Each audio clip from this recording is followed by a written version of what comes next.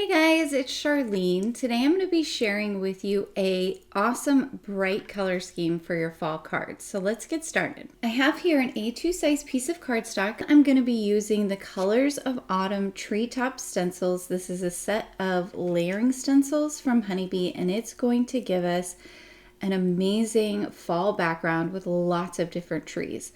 So we're going to start out here with the first stencil. This first stencil is going to create all of the trunks. I have two different browns here. I have Gathered Twigs, which is a lighter brown, and I'm going to bring that in on several of the trunks. And then I'm going to bring in Walnut Stain on some of the trunks, which is a darker brown. So there's no real rhyme or reason about which trunks I am choosing to do which color.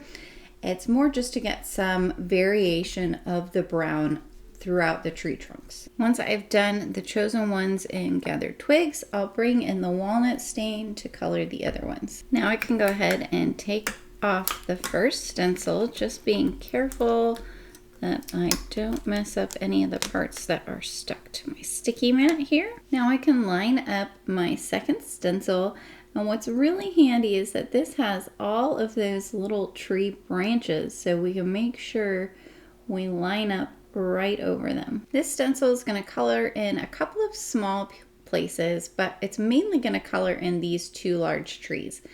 Now, something to keep in mind when you are using your blending brush over these areas where the tree branches are, you don't want to rub too hard because you don't want to bend those fine little stencil details. For these trees, I'm going to use mustard seed and spiced marmalade. So we have a bright yellow and a bright orange. I'll start out with my yellow, and I'm going to bring my yellow up from the bottom and towards the center of the trees. For this top right hand tree, I'm just going to bring in a little bit of yellow. And for these two other trees, I'm not going to bring in any yellow because I'm going to use my orange there. Now I can use the spiced marmalade, and I'm going to work my way around the trees and blend into our yellow ink. So you can see I'm not putting very much ink on my brush, and I'm not pressing very hard. Now I'll bring in the orange towards the yellow for our top right hand tree, and I'll bring in the orange for these two small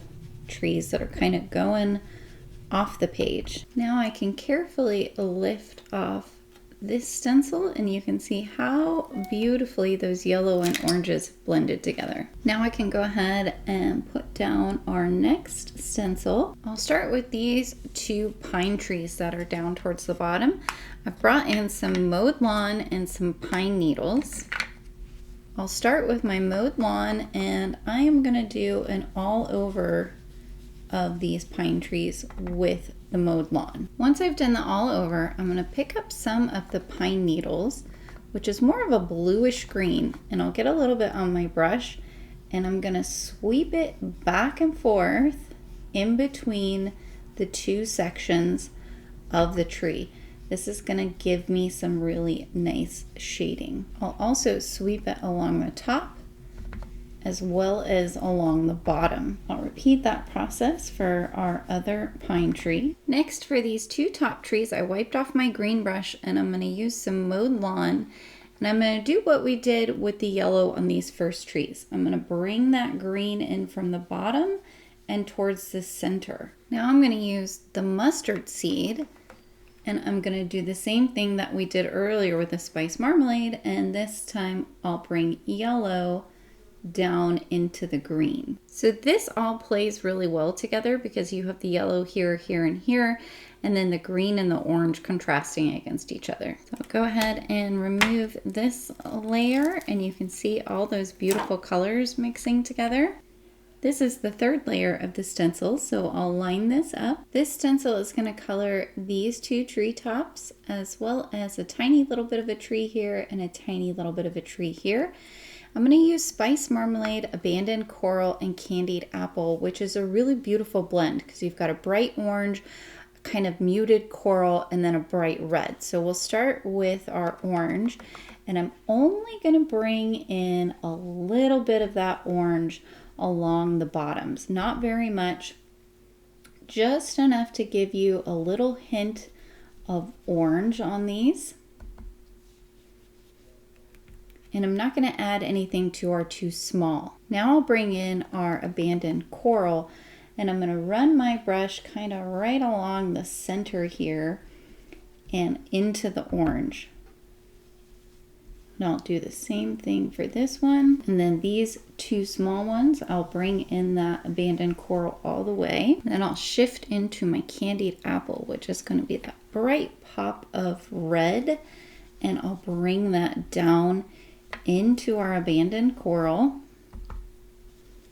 And I might even bring a little tiny bit from the edges. I'll do the same thing for this tree down here. And I'll bring in a little bit of the candied apple on the edges of these ones that we colored in the abandoned coral. Now I can take off the treetops number 3 stencil. Ooh, those colors are starting to look so good. Then I'll bring in treetops 4 and line this one up. I have here candied apple and seedless preserves, and I'm going to work on these 2 trees.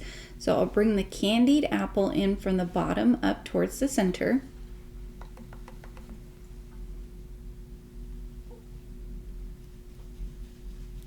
I'll repeat that for this second tree here, and I'll bring this seedless preserves down from the top and blend it into our candied apple. Repeat that here with our second tree. I brought in seedless preserves for this entire tree here. For this small tree down here at the bottom, I'm bringing back in the mustard seed, and I'm going to bring it all the way in here to give a nice pop of yellow. And I'll do the same for this small tree at the top. Now I can take off treetops number 4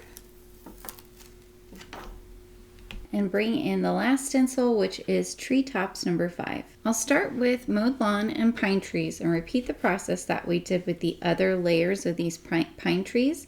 So I'll start with some mowed lawn and do an all over on these. And then again, I'll get a tiny bit of that pine needles and I'm gonna run it right along the part that's actually covered so that the pine needles only comes out over the top and bottom of those areas. For these other 2 that are remaining, I'm gonna bring in the pine needles and I'm gonna bring a light all over, as well as for this small one over on the edge here. And then I'm going to bring in our gathered twigs, and I'm actually going to darken these up with some brown just towards the bottom. I'll add a tiny bit of brown at the bottom here as well. So now we can take off the treetops number 5 stencil, and look at that amazing colorful fall forest we've created. Because Distress inks are water-based dye inks, they won't interact with the alcohol markers. So I've colored this area here, here, and here,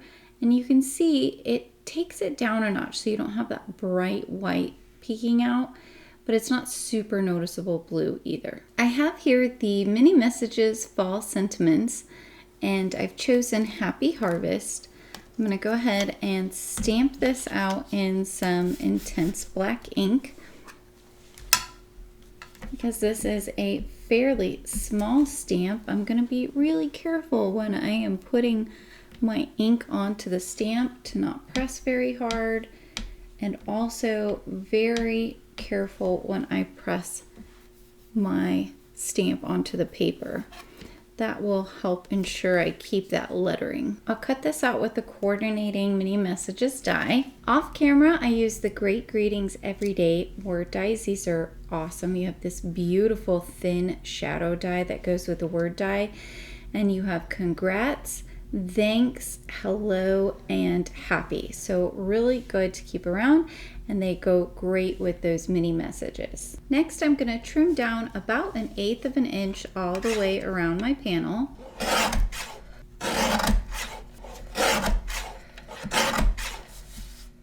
Then I'm going to adhere this to an A2 size piece of plum colored cardstock, which is going to really complement those beautiful purples that we added to our trees. I added thin foam tape to the back here, and I'm going to bring this down towards the bottom 2/3 of the card. I added some foam tape to the back of our hello as well, and I'm going to have this go right over the top of our little banner that we created. I brought in a few of the Fall is in the Air gem stickers to add a subtle bit of bling. And lastly, to bring in a little bit of texture, I have some water here that is mixed with Perfect Pearls, and I'm just gonna add a tiny bit of splatter on our background. This will help to activate those distress inks and give us that fun reaction and give us a little bit of shimmer. Lastly, I can add some glue to the back all the way around, making sure to get close to the edges. And then just adhere this to the front of my A2 size card base. Here is our finished fabulous fall card with these amazing fall colors, beautiful and bright. So pretty. All right, guys, I hope you picked up some tips and tricks today. Please be sure to like and subscribe, as well as hit that notification bell so that I can continue to bring you more crafty content in the future. Until next time, happy crafting.